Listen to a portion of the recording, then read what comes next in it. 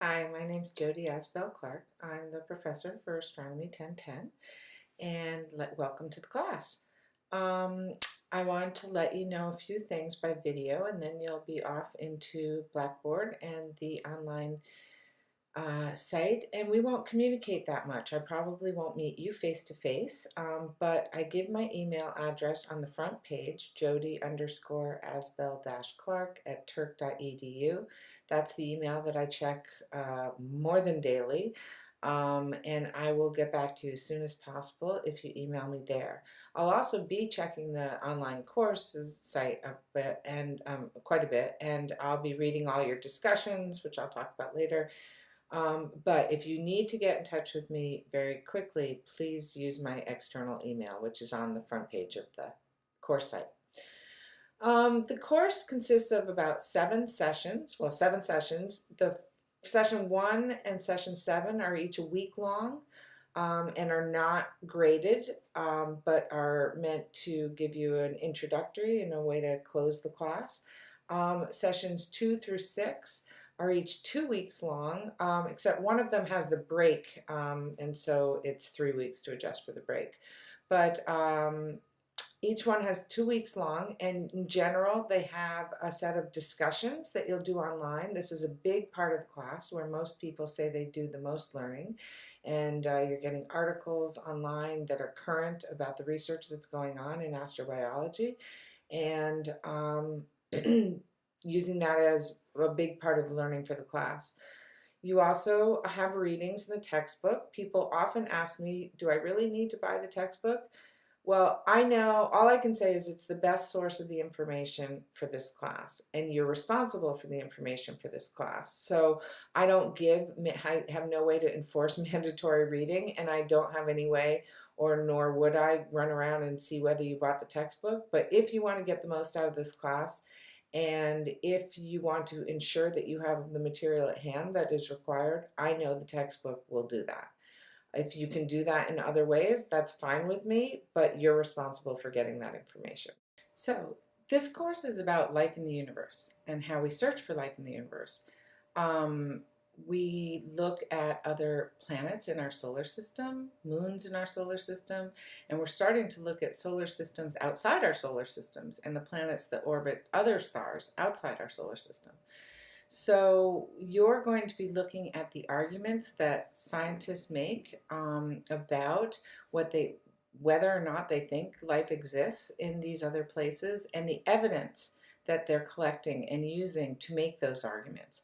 That's the most important part about this class, is that you learn about scientific arguments, that we make a claim or a hypothesis about what our best guess of how things are operating and how things work, and then we substantiate that claim or counter it with the evidence we collect through observations, experimentation.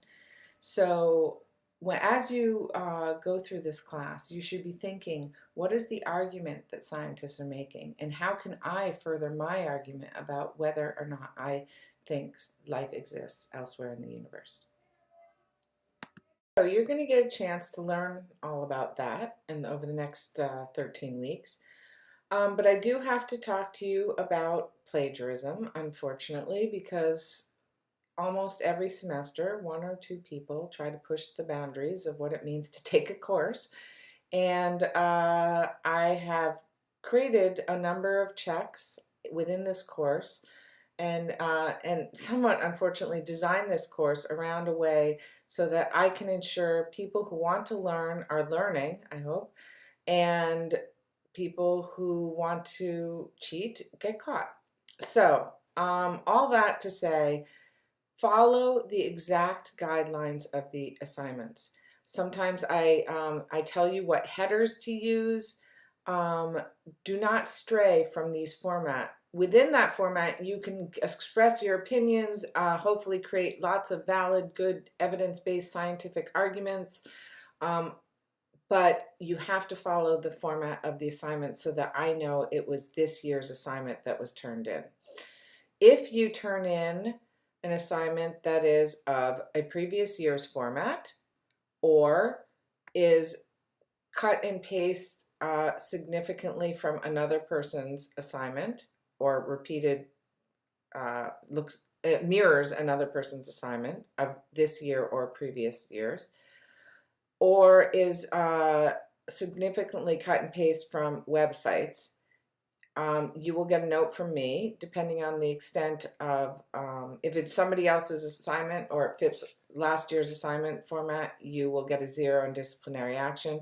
If it's cut and paste from the website, you will certainly get a 0. Disciplinary action depends on the case. Anyway, all that to say, just do your own work and we'll be fine.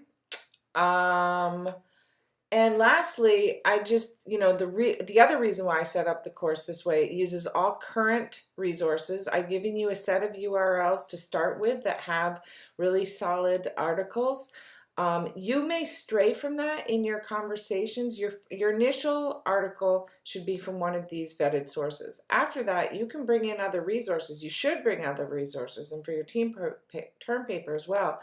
But part of your grade is based on the scientific validity of those papers. They should come from the types of resources that I've already created for you, curated for you.